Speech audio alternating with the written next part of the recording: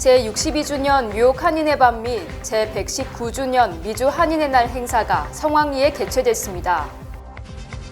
CDC가 방역 기준을 완화하고 심각성 측정 방식도 확진율 외에 입원 및 사망 현황을 고려할 것이라고 발표했습니다. 미 전역 가난과 차별을 없애고 인권 보장을 위한 활동을 위해 설립된 국제인권보호재단 미국 본부가 공식적으로 출범했습니다. 뉴욕시 식당의 야외 영업 연구와의 첫 단계인 조닝 변경이 24일 시의회를 통과했습니다. Hi, I'm Dr. Dave Choksi, your health commissioner. And I'm Dr. Michelle Morse, Chief Medical Officer and Deputy Commissioner. We're here to make sure you know that there are now COVID-19 treatment options, though acting quickly is key, right, Dr. Morse? Yes, treatment works best when you get it soon after you get sick. So it's important to get tested right away if you have COVID-19 symptoms or were recently exposed, even if you're vaccinated. If you test positive, talk to your doctor or call 212-COVID-19 to find out what treatment options are available to you and where they are offered. Treatment can help you feel better sooner and help you avoid hospitalization. But remember, treatment is no substitute for vaccination. Get vaccinated against COVID-19 as soon as possible and get your booster dose when it's time. Vaccines save lives. Please protect yourself, your family, and your community. Thank you.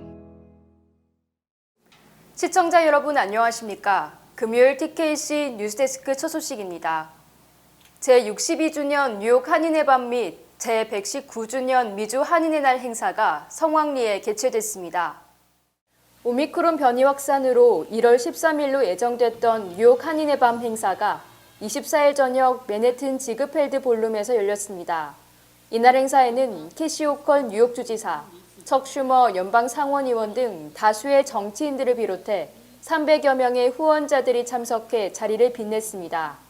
우리 코로나를 지금 극복하고 있는 상황이지만은 또 역시 아시아 혐오 범죄 등도 나날이 증가하고 있는 그런 상황이고 또 이번 주에는 또 지금 전쟁의 소식까지 들리고 있어서 또 증시 자체도 조금 흔들리는 그런 어려운 상황이 좀 닥치지 않을까 생각이 되는데요. 일단 우리 다 같이 모두 힘을 합쳐서 앞으로 계속 어려움을 같이 싸워 나갈 수 있으면 좋겠습니다.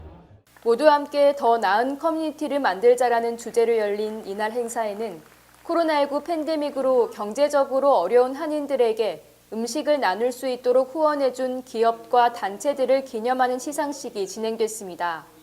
한인회는 사랑 나눔 캠페인에 모금된 기금을 매칭해준 권일련 H마트 회장이 올해의 한인상을 수상했습니다. 또 한인회가 캠페인을 위한 모금을 시작하면서 선뜻 후원에 동참한 파머시 뷰티 LLC 데이비드 정 대표의 올해의 커뮤니티 봉사상이 수여됐습니다. 우리 어머니를 많이 봤어요. 근데 우리 어머님이 코리안 아메리칸 커뮤니티에 완전히 서포트하는데 완전 챔피언이었어요. She was true champion when it comes to support. 그래가지고 그걸 잘하면서 항상 봤어요. 그래갖고 우리 어머님이 처음 코리안 퍼레이드 브로드웨이에서 할 때도 스폰서를 한국 일본랑 둘이서 같이 스폰서십해서 시작하셨고 또 어머님은 항상 그런 기회만 있으면 한인회를 도와줬어요. 그래서 거기에 대한 그리고 우리 어머님이 근래 돌아가셨어요. 한 2주 전에. 그래서 상당히 레거시를 킵하고 싶어요. 예외에도 린다이, 줄리원 뉴욕시 의원의 공직 개척자상, 한인 2세 단체 네일재단의 커뮤니티 레거시 어워드, 뉴욕타임스 베스트셀러로 선정된 크라잉인 H마트의 작가 미셸 조너의 차세대 문화상을 수상했습니다. CDC가 방역 기준을 완화하고 심각성 측정 방식도 확진율 외에 입원 및 사망 현황을 고려할 것이라고 발표했습니다. 25일 연방질병통제예방센터는 마스크 착용 등에 대한 완화된 코로나19 방역 기준을 발표했습니다.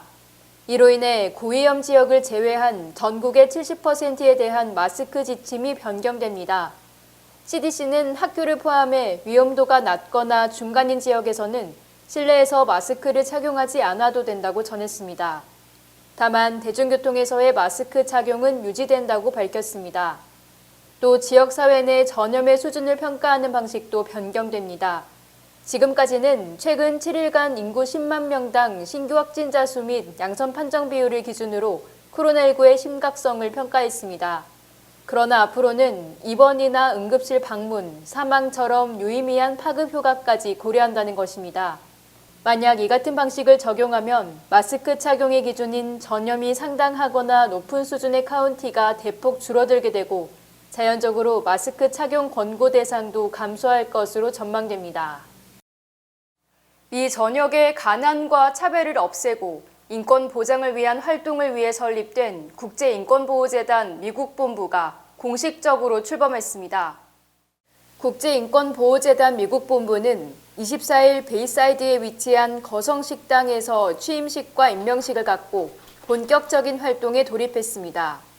이날 총회장에 박상원 박사가 취임했고 상임 고문에 최영배 전 브루클린 한인회장, 부회장에 신소영 씨, 여성위원장에는 엘리자베스 신이 임명됐습니다.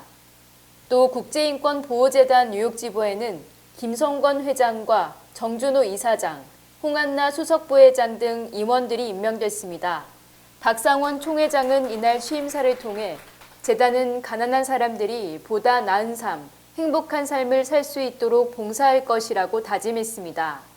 가난과 고통을 물리치고 더 나은 사회로 풍요하고 행복한 평화의 세상으로 발전하도록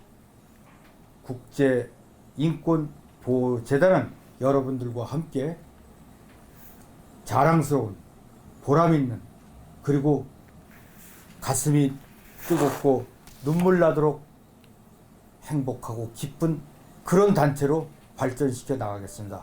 국제인권보호재단은 세계 평화와 인권 보호를 위해 앞장서서 봉사하는 단체로서 여러분과 첫걸음을 내딛게 되어 매우 기쁘게 생각합니다. 좋은 일을 함께 할 수 있는 것도 축복이고 이 인연을 계기로 여러분과 함께 행복한 동행을 시작하겠습니다. 새봄에 뜨거운 매서운 추위가 거치고 밝은 햇살과 삶의 희망이 꿈틀거리는 그런 날들이 시작되는 아름다운 날이기를 기대합니다. 국제인권보호재단은 UN 경제사회이사회 산하 유관단체와 연대한 NGO 비영리법인으로 사람의 천부적 인권을 보호하고자 1948년 12월 10일에 제정한 UN 인권의 날 준수와 인권 보호를 위한 재반 사업을 추진하기 위해 설립됐습니다. 뉴욕시 식당 야외 영업 연구화의 첫 단계인 조닝 변경이 24일 시의회를 통과했습니다. 뉴욕시의회는 이날 본회의를 열고 뉴욕시 관내 식당이나 카페가 뉴욕시와 교통국의 규정만 준수하면 야외 영업을 할 수 있도록 한 조닝 규정 변경안을 찬성 43대, 반대 6, 기권 1로 통과시켰습니다. 조닝 규정 변경안은 브롱스 등 일부 지역은 인도나 차도 등이 협소해 보행자 공간을 제외하면 야외 영업이 불가능하므로 이를 개선한 내용을 담고 있습니다. 시의회는 위생이나 소음 문제 등에 대한 비판이나 우려가 존재한다며 이에 대해 추가로 개선 방안을 논의할 것이라고 밝혀 가능한 야외 영업 연구화를 반드시 관철시킨다는 입장입니다. 한편 뉴욕시는 그동안 야외 영업 단속을 통해 4,292건의 위반 사항을 적발했지만 실제로 벌금을 부과한 것은 22건에 불과하면서 적절한 단속이 이뤄지지 않고 있는 실정입니다. 뉴욕시 89개 전철역과 터널의 29개 지역에 노숙자가 기거하는 것으로 드러나 충격을 주고 있습니다. 메트로폴리탄 교통공사는 지난 2일과 3일 전철역과 터널 등에 대한 현장 조사를 실시한 결과 뉴욕시 470여 개 전철역 중 5분의 1에 달하는 89개 역에 노숙자가 기거 중인 것으로 확인됐습니다.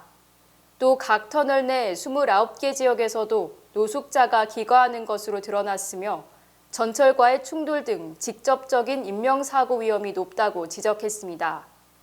특히 지난달 뉴욕시 전철 침범 사고가 160건 발생해 사상 최대를 기록했으며 이 중 40건이 정신 이상자와 관련된 것으로 드러났습니다. 지난해 전체 선로 사고도 1,267건이 발생해 2019년보다 20% 증가했으며 이 중 200명이 열차에 치였고 68명이 숨진 것으로 집계됐습니다. 한편 에릭 아담스 뉴욕시장은 뉴욕시경에 특별 단속반을 편성해 전철 내 노숙자를 모두 퇴거시키기로 했습니다. 바이든 대통령이 커탄지 브라운 잭슨 워싱턴 DC 연방항소법원 판사를 스티븐 브라이어 연방대법관의 후임으로 선정했습니다. 25일 바이든 대통령은 잭슨 판사를 대법관 후보자로 선정하고 인준 절차를 밟았습니다. 잭슨 판사가 연방상원의 인준 절차를 통과한다면 미 역사상 최초의 흑인 여성 연방대법관에 오를 전망입니다. 51세인 잭슨 판사는 브라이어 대법관이 은퇴를 선언한 이후 유력한 대법관 후보로 꼽혀왔습니다. 잭슨 판사는 지난 2013년 버락 오바마 전 대통령에 의해 연방법원 워싱턴 DC 지원 판사에 임명됐고 바이든 행정부 출범 후인 지난해 6월 연방항소법원 판사로 올라섰습니다.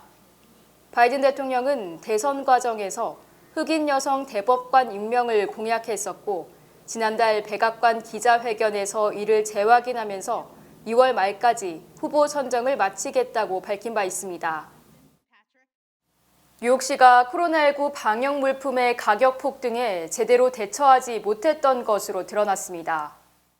브래드 랜더 뉴욕시 감사원장은 지난 2020년 3월부터 지난해 2월까지 소비자 보호국에 38,010건의 가격 불만 신고가 접수됐으며 이는 팬데믹 이전의 2배에 달하는 것이라고 밝혔습니다. 특히 2020년 3월 한 달간 접수된 가격 불만 신고가 무려 5,497건에 달했습니다. 뉴욕시는 2020년 3월 방역 필수 물품 등에 대해 10% 이상 가격 인상을 금지시켰고 실제 시중에서는 마스크 등이 종전 가격의 10배 이상에 팔렸지만 이를 수수방관한 셈입니다. 또 소비자보호국은 지난 2020년 3월 4일부터 9월 16일까지 11,708건의 신고 중 단 28%인 3,278건만 처리했으며 처리까지 걸린 신고도 평균 43일로 조사됐습니다. 특히 30일 내 처리된 건은 1,825건으로 절반에 불과했고 90일 이상이 걸린 건은 502건으로 전체의 16%에 달했습니다. 앤드류 쿠오모 전 뉴욕주지사가 자신이 무죄라는 TV 광고를 통해 정계 복귀 희망을 노골적으로 드러냈습니다. 뉴욕포스트는 오늘 쿠오모 전 주지사 측의 30초짜리 TV 광고를 입수했으며 이 광고에는 쿠오모 전 주지사가 직접 출연해 성추행 의혹에서 무혐의 처분을 받았다는 주장을 담고 있다고 보도했습니다. 이 광고에는 쿠오모 전 주지사에 대한 검찰의 무혐의 처분을 보도하는 TV 뉴스와 함께 쿠오모 전 주지사가 5개 검찰청이 모두 무혐의 처리했다는 점을 강조하는 것으로 알려졌습니다. 그러나 쿠오모 전 주지사는 검찰이 성추행 여성들의 주장이 신뢰성이 있다고 발표한 부분에 대해서는 일체 언급하지 않았으며 일부 검찰이 무죄로 결정한 것이 아니라는 발표도 포함하지 않았습니다. 쿠오모 전 주지사 측이 이 같은 광고를 준비한 것은 최근 자진 사퇴를 후회한다고 발언한 데 이어 본격적으로 정계 복귀 시동을 건 것으로 해석됩니다. 뉴욕주 법원이 트럼프 전 대통령 등에게 뉴욕주 검찰에 출두해 대면 조사를 받으라고 명령했지만 트럼프 일가가 이 명령에 대해 항소를 제기할 것으로 알려졌습니다. 맨해튼 지방법원은 트럼프 전 대통령, 장남인 트럼프 주니어, 장녀인 이방카 등 트럼프 일가 3명에게 내달 10일까지 뉴욕주 검찰에 출두해 조사를 받으라고 명령했습니다. 이에 대해 트럼프 측 변호사는 지방법원 명령에 대해 항소를 할 계획이므로 이 명령의 집행은 중단돼야 하며 3명 중 누구도 내달 10일까지 증언하지 않을 것이라고 주장했습니다.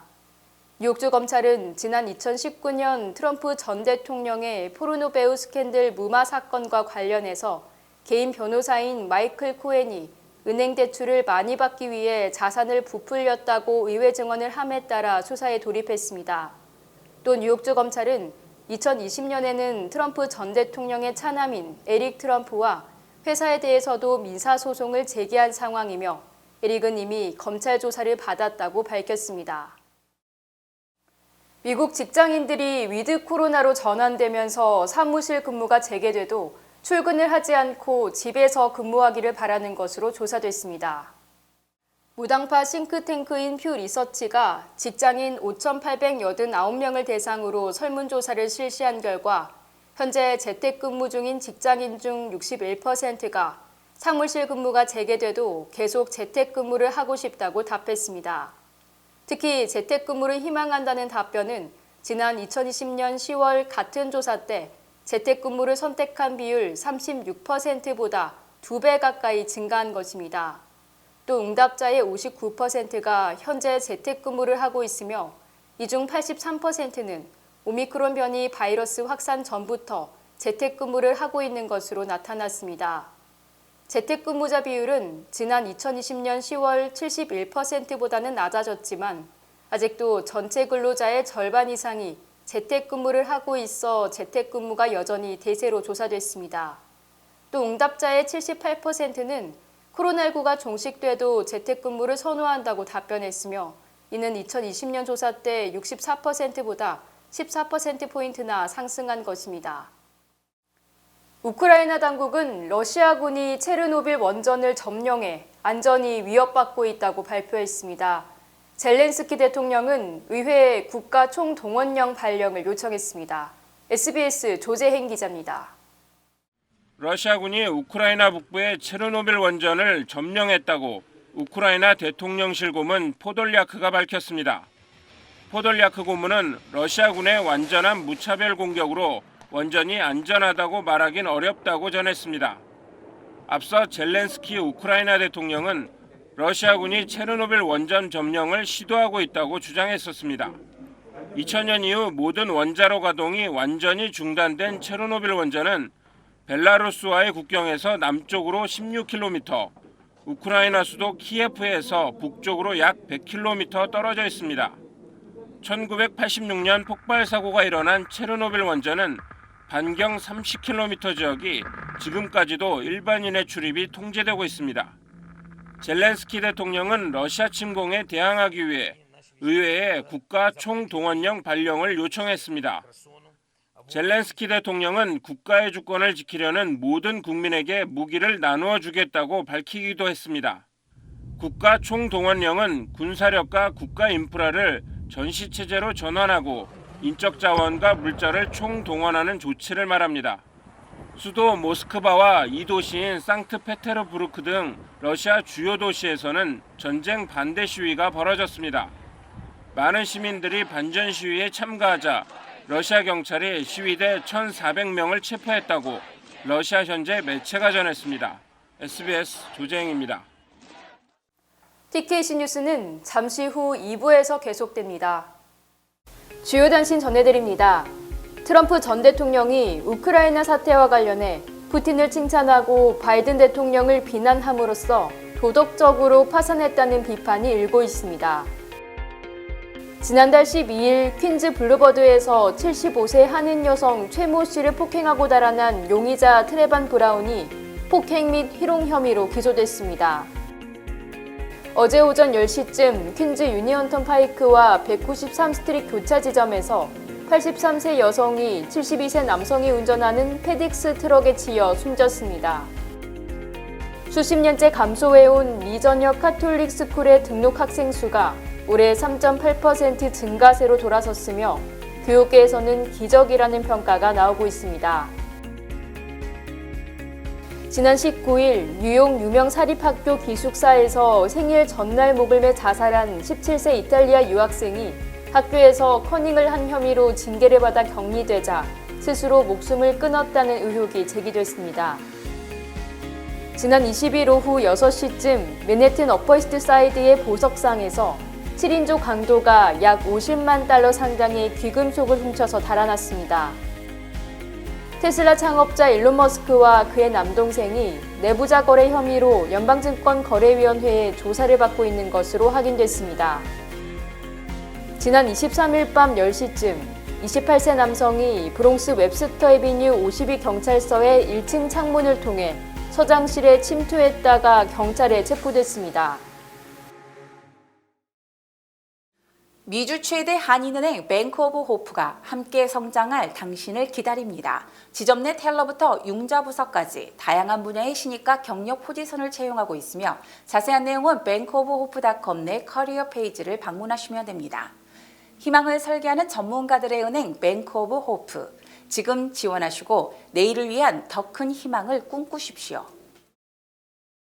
부스터샷을 맞아 여러분과 소중한 사람들을 보호하세요.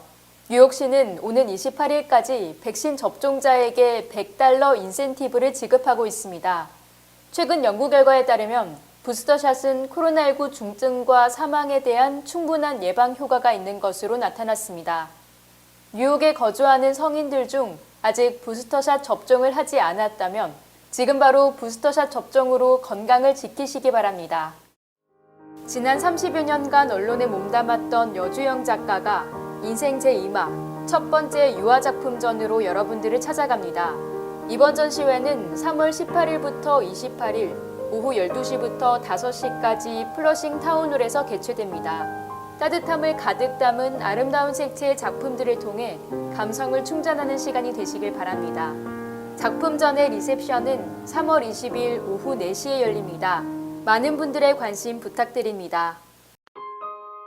뉴욕 한인센터 KCS에서 저소득 가구를 위한 무료 세금 보고 서비스를 진행하고 있습니다.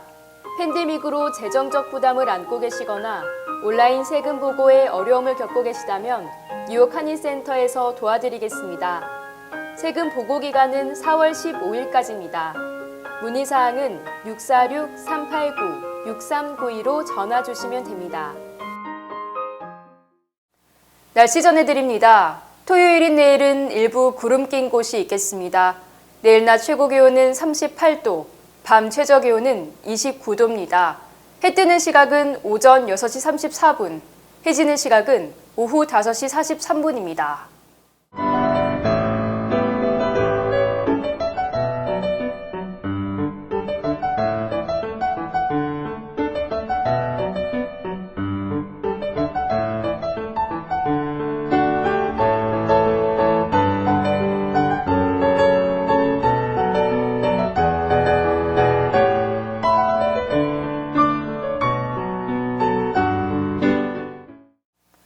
금요일 TKC 뉴스데스크 여기서 마치겠습니다. 시청해주신 여러분 고맙습니다.